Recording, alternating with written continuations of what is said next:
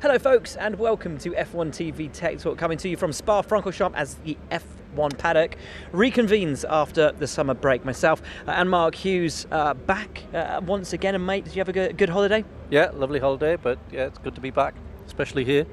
Beautiful place, isn't it? It's stunning, and with the sun out. Yeah. This is one of two circuits that have been created by a certain tectonic plate uplift in prehistoric times. The other one being the Nürburgring. So they're the two circuits that God created. Amazing. Yeah. Is that why everyone loves them so much? Maybe, I don't know. Okay. Geographical facts here, folks, not just F1 tech stuff.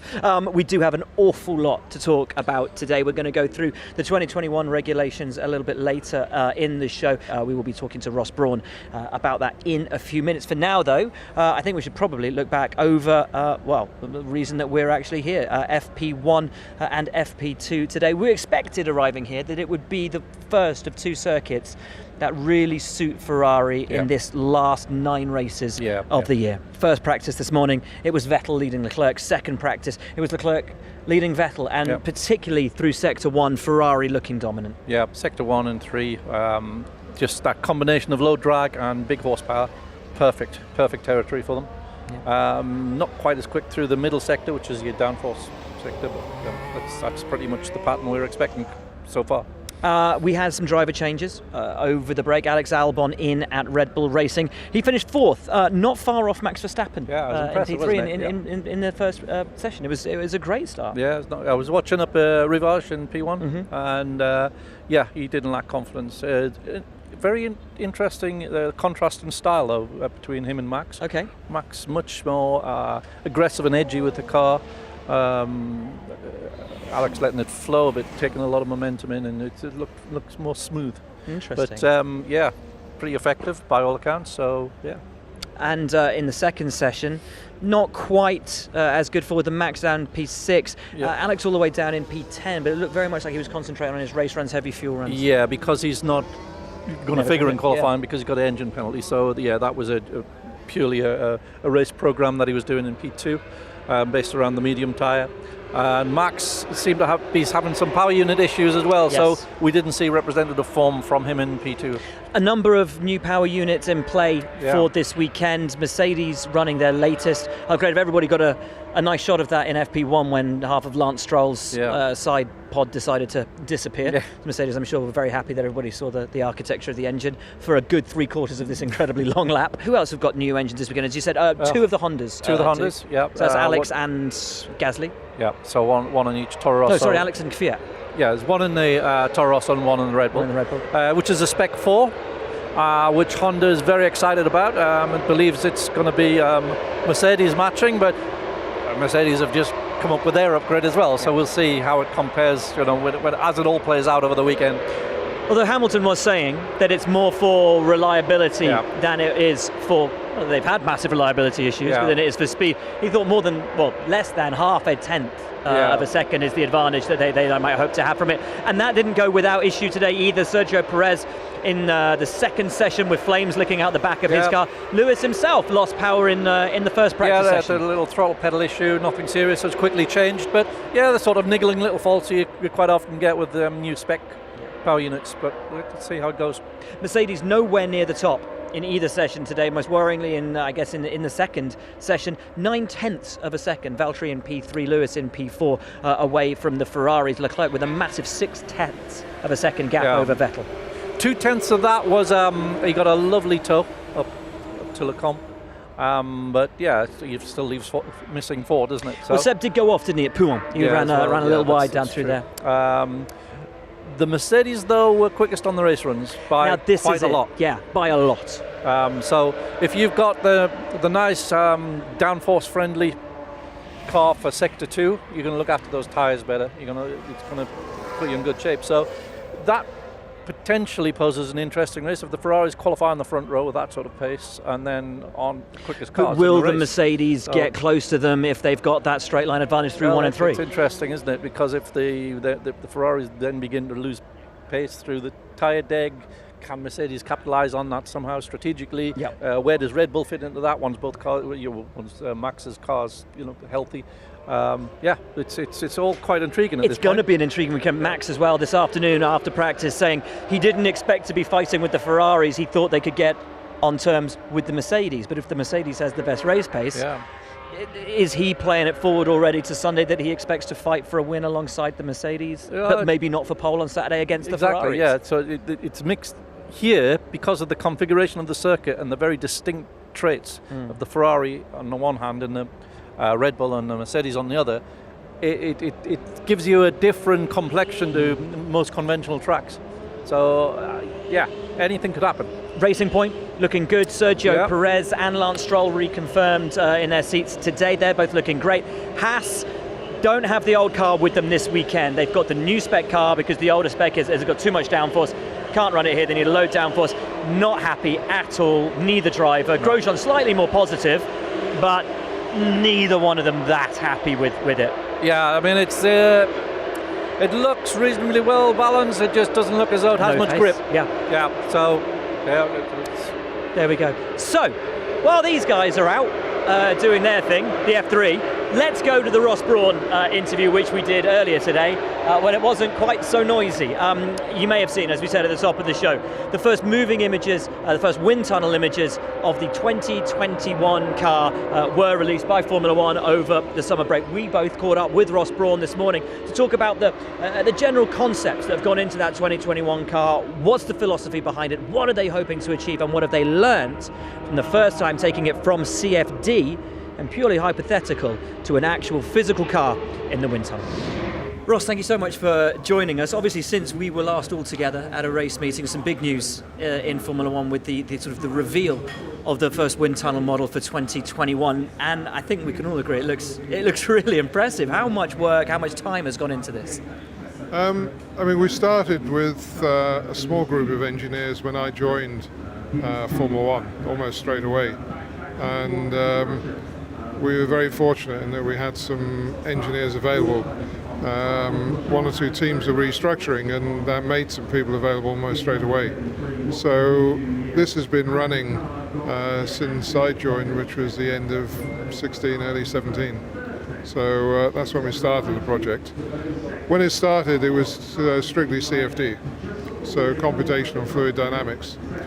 One of the interesting things for us is that we're not restricted as the teams are in their capacity for CFD, because the current regulations, in order to prevent CFD running away within the teams, they have a restriction on how much CFD they can do.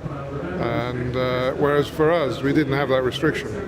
So we were able to harness, in fact, far more powerful machines and use the capacity which the teams weren't able to use to do our CFD program.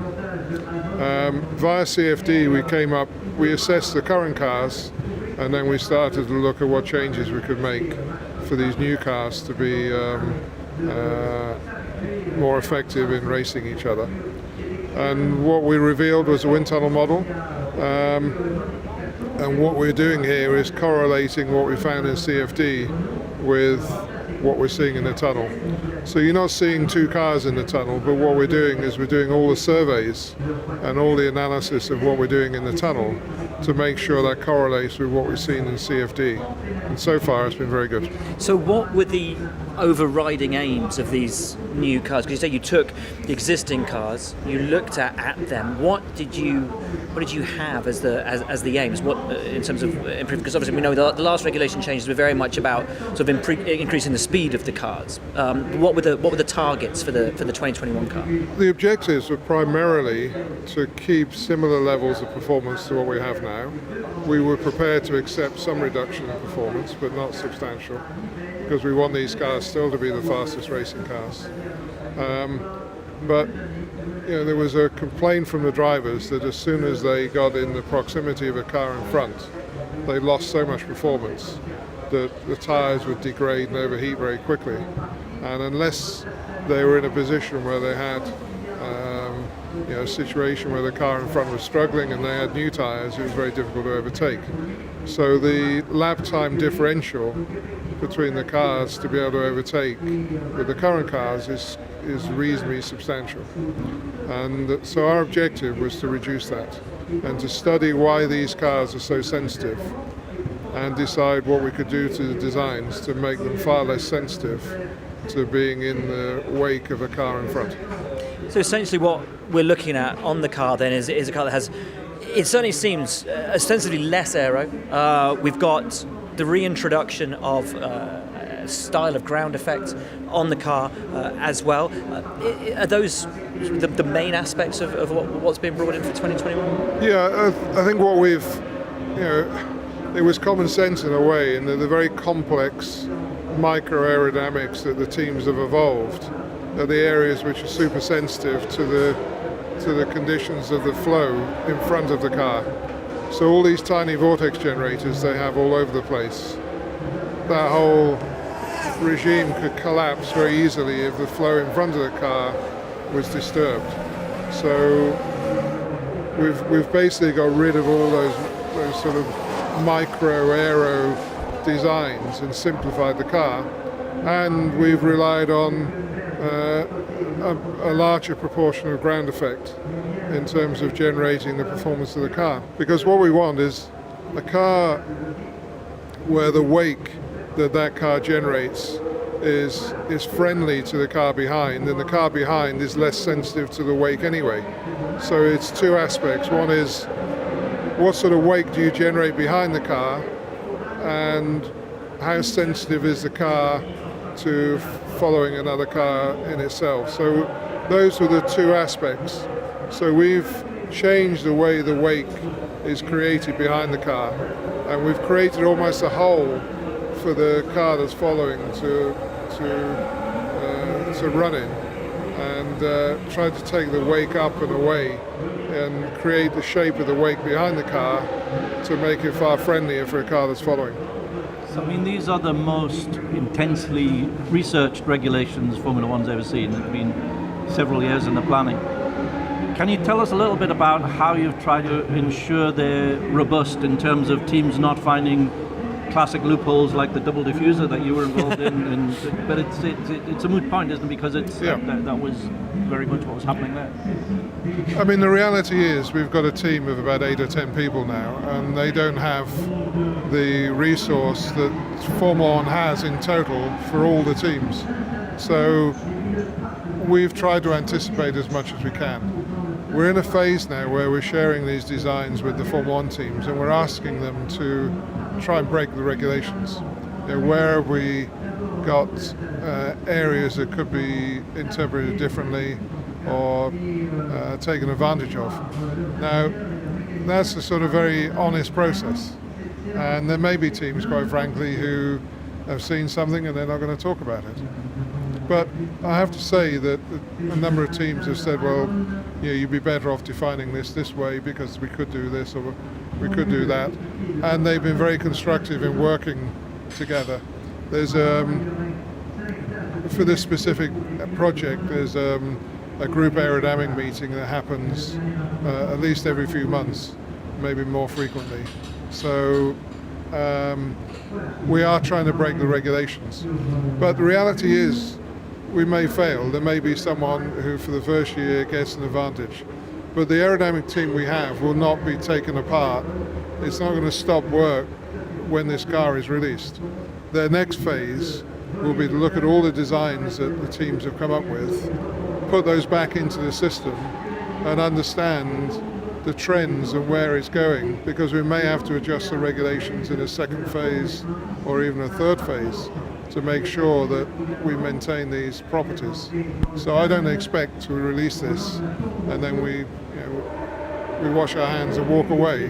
The team will carry on working, and as soon as they see the solutions that the Formula One teams are coming up with, we'll put those back in the tunnel and we'll start to understand what's going on. So how many iterations do you see there being of these regulations until you come up with the final version of 2021 regs? If, as you say, you're going to get the teams to give you their ideas, run them all through and fine-tune essentially to get to where you want to get to? Well, October is when we'll issue the fundamental regulations. So I mean, I think there'll be areas where there'll be a detail, a radius, a dimension that can change, but the fundamental regulations will be issued in October. What we're working on at the moment, from what you can see there, is front wing design. The rest of the car is pretty well fixed, but we're looking at a front wing design, in fact, to make it more robust, because the way we want the vortices to shed off the front wing, we've got to try and make sure that we limit the way that happens, because that's quite fundamental to the way the car performs. So we're working on the front wing, and we're working with a number of teams on the front wing, and there'll be actually a more stylish front wing. That's a fairly plain vanilla front wing, but the one you see that's coming is actually a much more elegant front wing than that. As I understand the way they're conceived at the moment, the idea would be that even if a team is spending twice as much as a smaller team, the performance advantage that will be possible from that would be much smaller than currently. Is that? Yeah, I mean, to be honest, some of the teams have accused the regulations of being draconian. My experience is you can start at draconian, and the teams find ways of exploring even what are the draconian regulations. So I think there'll be plenty of avenues and plenty of scope. Maybe less than there is now, but I don't think that's a bad thing. I think where we are now is we've not ended up in a great place. So I think where there will be scope for the teams to explore the design of the car, but maybe it's more limited than the past. But I don't think that's a bad thing. That's an interesting one, because it's a point that a lot of people have brought up. A lot of fans have brought up, would the new regulations lead to too much convergence, or even sort of a spec style series for Formula One? Is that a concern? And secondly, do you believe that these cars will give the drivers what they want in terms of drivability, having to hustle the car, really, the driver playing a much more important role in really controlling these things, taking the Tiger out for a ride, if you want? Yeah, I think we carried out an interesting experiment. We took all the cars we have now, and we took the livery and colour off them, and then we put them on a screen, and we asked the fans if they could identify the cars. And even within Formula One, we got about 3 or 4 right. Because without the livery and without the colours and without the paint scheme, the cars actually, the nose was the only distinctive thing that people could pick out between the different cars, and sometimes the airbox. The rest people couldn't distinguish. And as you pop the colours up of the cars, it's quite a surprise which cars are which. And then we took a car which was exactly the same, put 10 of them on there, put the team's liveries on there, and they all look different. So I don't think the cars are in danger of all looking the same. I really don't. And I think the car will be quite technically complex. There'll be variations that the teams will have. So I think there's enough scope. In terms of giving the drivers the cars they want, there'll be a good level of downforce. We're trying to make sure that level of performance is consistent, and more importantly, they can race each other. So when they get in the proximity of a car in front, they don't have this sort of protection bubble that the car in front has. You get close and your tyres degrade, you have to drop back. And we've spoken to a lot of drivers in different formulae, and one of the things that came across was, for instance, in WEC, sports car racing, they have the capacity to race nose to tail. They don't have any serious impact, and the drivers I've spoken to that have driven those cars, so you come up behind another car and you don't notice it. It doesn't really feel like it's there. And that's what we want with these cars. But it looks like a vision of the future. Yeah, and it's the first time this amount of work's been put into developing the Formula One car for the future. Great to sit down with Ross and talk about all things 2021. Are you impressed by what you've seen? Yeah, this is the most thoroughly researched set of regs by a factor of about 100 in the history of the sport.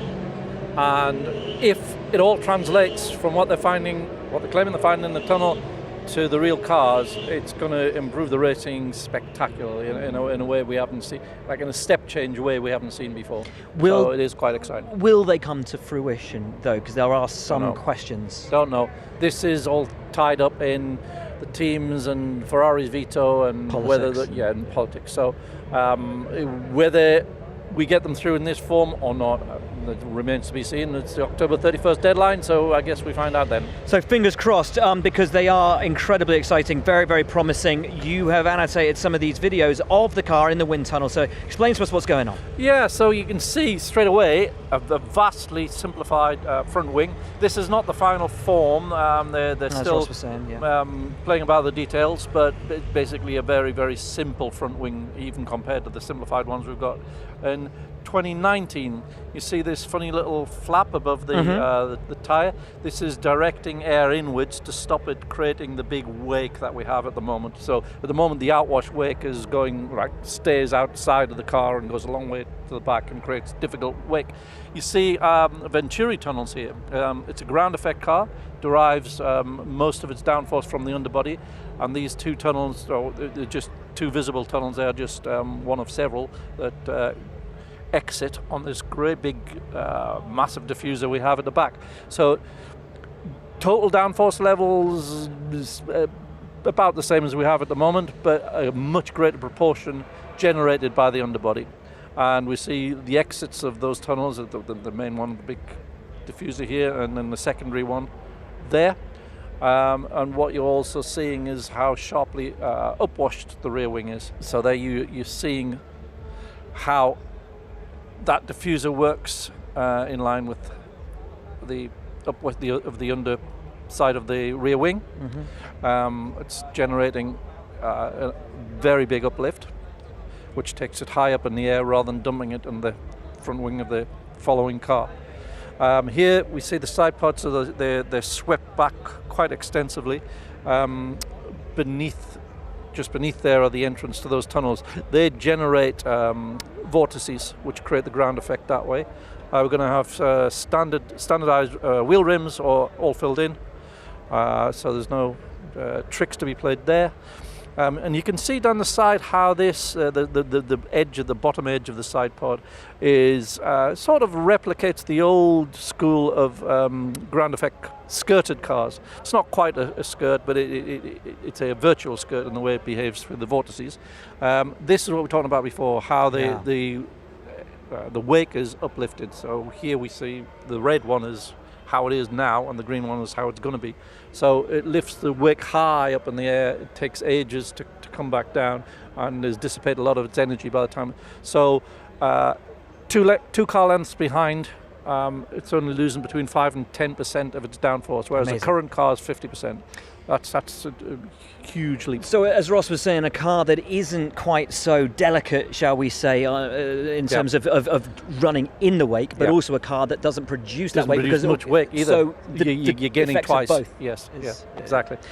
It's a beautiful looking car, sort of both, as you say, harking back to the old days of ground effect and Venturi tunnels, but also looking forward, pushing to the future as well. It looks great. Do you think, as Ross was saying, with the ability to find those loopholes, that there will still be scope for teams to find us? I mean, we always say there's no such thing as a silver bullet, but to it was one of the questions I asked Ross. That the worry that some people had: will we move too much towards being a spec series, or is there still enough scope in there that the teams can still make a difference? I think there'll still be scope. It's just, I think what they're trying to achieve is that if you have got twice the budget of another team, you will still find more performance than them potentially, but the limitation is going to be a much lower ceiling. So instead of 2 seconds, it might be 2/10. Gotcha.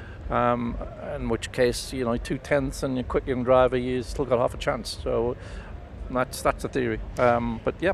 And we will know very soon exactly the final form that those regulations are going to take. For now, though, we are here in Spa. Let's have a little look at some of the updates for this weekend, and we're starting with the fastest team of the day. We're starting with Ferrari and that big Spa rear wing.